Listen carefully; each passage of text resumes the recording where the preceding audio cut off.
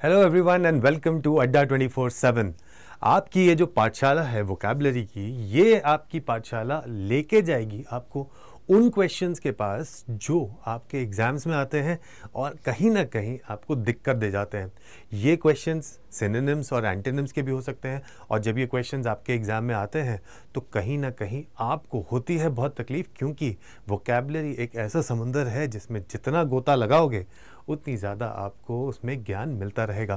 तो ये सेशन आपके लिए जो मैं लेके आता हूँ, इन सेशंस के नोट्स आप रेगुलरली बनाएं, इनको यूज़ करें वर्ड्स को अलग अलग जगहों पर, और देखें कि कहाँ कहाँ पर आप इन वर्ड्स को यूज़ करके आप उस लेवल पे पहुंच जाएंगे जहाँ पर आपको ऑटोमेटिकली ये सारे के सारे वर्ड्स याद होने शुरू हो जाएंगे। तो आइए बिना देरी के चलते हैं पहले क्वेश्चन की तरफ। और पहला वर्ड हमारे पास क्या है? जब हमारे दिमाग में ऐसे बहुत सारे क्वेश्चंस बन जाते हैं, जब हमारे दिमाग में ऐसे बहुत सारा कन्फ्यूजन आ जाता है, जैसे वो कहते हैं जब हमारे कानों में बहुत ज़्यादा शोर हो जाए, दिमाग में बहुत ज़्यादा खलबली मच जाए, और उस खलबली को हम क्या बोलते हैं? जब बहुत ज़्यादा कन्फ्यूजन आ जाए तो उस वर्ड को हम बोलते हैं कनंड्रम। कनंड्रम होता है एक केओटिक सिचुएशन जहाँ पर बहुत ज़्यादा शोर हो, बहुत ज़्यादा कन्फ्यूजन हो, केओस हो, उसको हम बोलते हैं कनंड्रम। तो इसको आप ऐसे भी याद कर सकते हो, जब आपके कानों में ड्रम बजने लगे तो उसको हम बोलते हैं conundrum. So a confusing and difficult problem और क्वेश्चन, कोई ऐसा एक डिफिकल्ट क्वेश्चन, मैथ को याद करो, मैथ का कोई क्वेश्चन आपको जब बहुत ज़्यादा डिफिकल्ट लगे, उसको आप सॉल्व ना कर पाएँ और आप कंफ्यूज हो जाएं उसको करते करते, तो उसको हम बोलते हैं conundrum situation. So problem, difficult question, vexed question, difficulty, something that is a problematic disposition, usage, one of the most difficult conundrums for the experts। जो एक एक्सपर्ट से भी सॉल्व ना हो पाए तो उनके लिए हम क्या बोलते हैं? something that is a very difficult question for them as well, so that is what we call as conundrum, something that is a chaotic situation or a confused state of mind। अगला word जो हमारे पास आता है वो है डिनाउमेंट। तो डिनाउमेंट क्या होता है? इट्स जब हम बोलते हैं ना, अरे इस मूवी का क्लाइमैक्स आ चुका है, तो जो final part of the play या फिर मूवी या कोई थिएटर पे जो चीज़ नैरेटिव हम देते हैं, स्टोरी टेलिंग जो हम कहते हैं, उसका जो फाइनल पार्ट होता है उस स्टोरी का, उसको हम बोलते हैं डिनाउमेंट। ठीक है। So the strands of the plots are drawn together and matters are explained and resolve. जो कहते हैं ना, बस अब तो फाइनल क्लाइमैक्स आ गया और अब हर चीज़ सुलझ जाएगी, तो उसको हम बोलते हैं denouement. So final scene, final act, last act. The film denouement was unsatisfying and ambiguous. मतलब जो फिल्म का क्लाइमैक्स था वो ज़्यादा अच्छा नहीं था और बहुत ही बोरिंग सा था, या उतना मज़ा नहीं आया जितना आना चाहिए था, उसको हम बोलते हैं डिनाउमेंट। नेक्स्ट वर्ड जो आपके पास आता है, इमेजिन।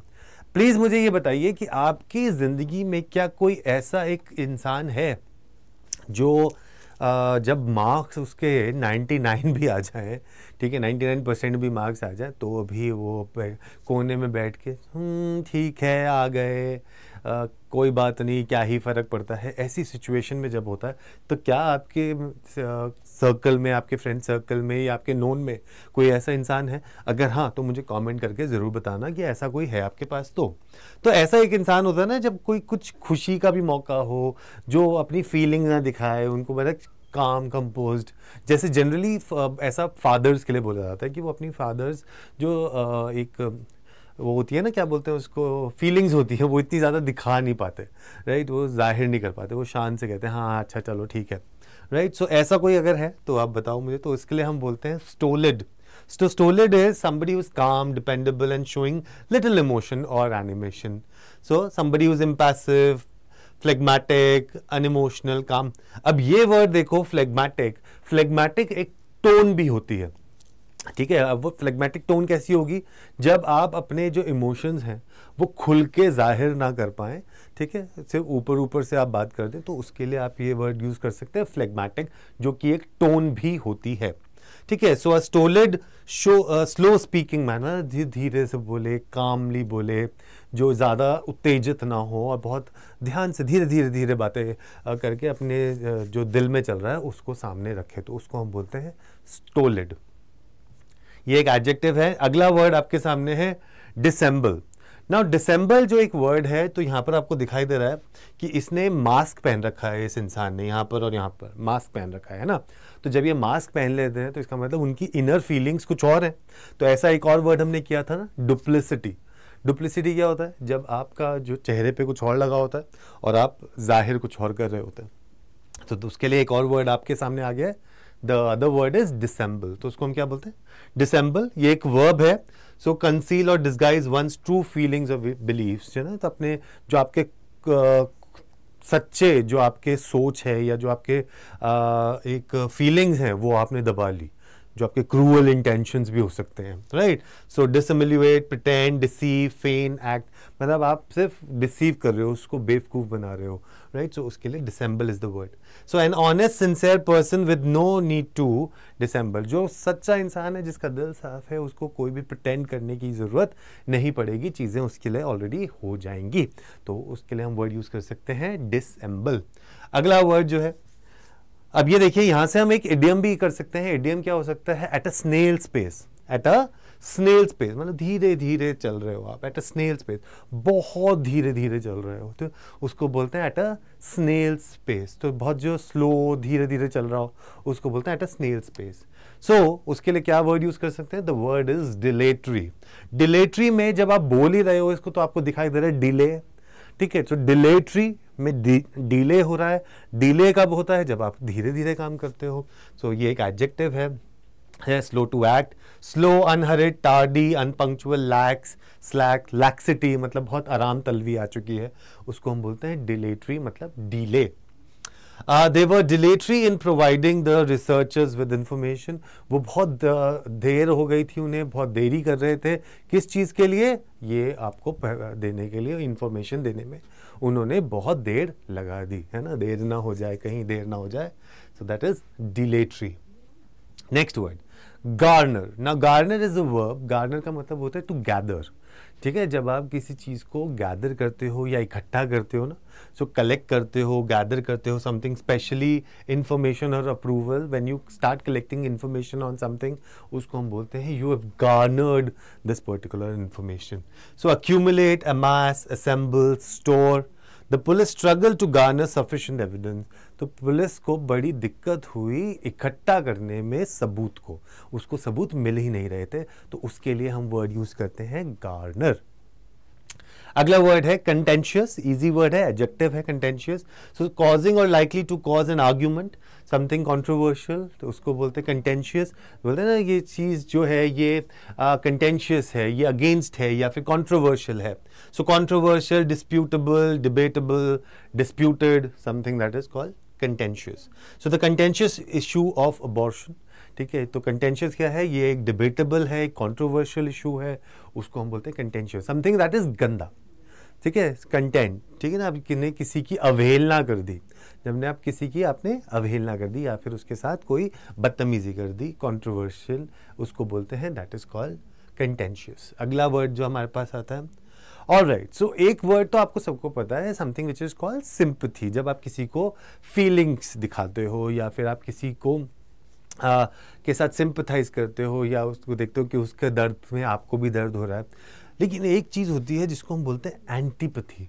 अब एंटीपैथी में आपके पास दो रूट्स यूज करे गए हैं। एक है एंटी, विच इज विपरीत हिंदी में जिसको बोलते हैं, and pathy comes from the root word pathos. Pathos का मतलब होता है फीलिंग्स, ठीक है। तो एंटीपैथी मतलब जो विपरीत फीलिंग्स हों आपकी, या फिर जो कोई फीलिंग आप दिखाते ही ना हो, तो उसको एंटीपैथी के लिए हम क्या बोलते हैं? Something deep seated feeling of aversion. जब आप कहते हो नो, आपको उससे कुछ दूर ही बना के रखनी है। हॉस्टिलिटी, एंटागोनिज्म, एनिमोसिटी, एवर्जन, एनिमस, मतलब जब आप एनिमी की तरह बिहेव करो, जब आप उसके के साथ दोस्ती नहीं, जब आप उसके साथ दुश्मनी का एक रिश्ता बना के रखो, तो उसको हम बोलते हैं एंटीपैथी।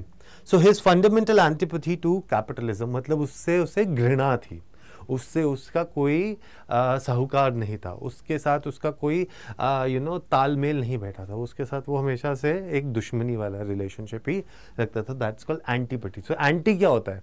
एक होता है हीरो, एक होता है विलन। सो एंटी होता है ना, एंटी हीरो। सो एंटी क्या होगा? जो उसके विपरीत होगा, ऑपोजिट होगा, अगेंस्ट होगा, है ना। सो वो सारी चीज़ें यहाँ पर आप लगा सकते हो और इससे ये मीनिंग निकाल सकते हो, that is called antipathy. Then the next word is countenance. Countenance एक नाउन है. सो अ पर्सन्स फेस और फेशियल एक्सप्रेशन, ठीक है ना. तो ये जो डिफरेंट डिफरेंट फेस के आप एक्सप्रेशन दिखाते हो, that's called countenance. So face, features, physiognomy, profile, facial expressions, so that is called countenance.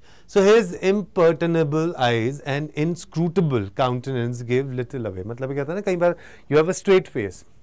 सो जब स्ट्रेट काउंटेनेंस होता है आपका फेस पे, there is no expression, so it's difficult to find out कि आपके दिल में क्या चल रहा है. और कई बार आपके चेहरे पे बहुत ज़्यादा एक्साइटमेंट होता है, क्यूरियोसिटी होती है, या फिर बताने की जल्दी होती है कोई चीज़ जो आपके साथ हुई है, तो आपके फेशियल एक्सप्रेशन उसके हिसाब से चेंज हो जाते हैं. तो दैट इज़ काउंटेनेंस. अब जैसे आप लोगों का अगर क्लैट के बच्चे देख रहे हैं पेपर या एलिट के, तो जब क्लैट का पेपर आपका क्लियर हो जाएगा, या फिर जब CUET PG दे रहे हैं, MHCET दे रहे हैं, जब उनका पेपर क्लियर हो जाएगा, तो आपके चेहरे के जो फेशियल एक्सप्रेशन होंगे वो हमें ऑटोमेटिकली बता देंगे आप बहुत खुश हैं कि आपका पेपर क्लियर हो गया. तो उसको हम क्या बोलेंगे? उसको हम बोलेंगे काउंटेनेंस, जो आपके फेशियल एक्सप्रेशंस होते हैं, राइट. और उसके बाद आ जाता है हमारे पास डॉगमैटिक. डॉगमैटिक अगेन एक टोन होती है जो आपके रीडिंग कॉम्प्रिहेंशन में पूछी जाती है. सो डॉगमैटिक एक एडजेक्टिव है. It is incline to lay down principles as undeniably true. मतलब मेरे जो सोच है, मेरे जो प्रिंसिपल्स हैं, वो बस परम सत्य है, वो अनडिनाइबली ट्रू है, उनको हमें फॉलो करना चाहिए. सो opinionated, preemptory, assertive, imperative, insistent, somebody who is, you know, opinionated, जिसको बोलता है कि बस मेरे जो सिद्धांत हैं बस वही हैं, उन्हीं को फॉलो करना चाहिए, है ना. So that is. She was not tempted to be dogmatic about what she believed. So she was not, वो उसके ऊपर वो नहीं थे कि वो ऐसे ardent believer नहीं थी, ठीक है. वो कोशिश करती थी कि अपनी जो उसकी परंपराएं हैं या उसके जो बिलीव्स हैं उसको वो फॉलो करे, but she was not dogmatic about that. ठीक है, तो ये चीज़ आप यहाँ पे कर सकते हैं.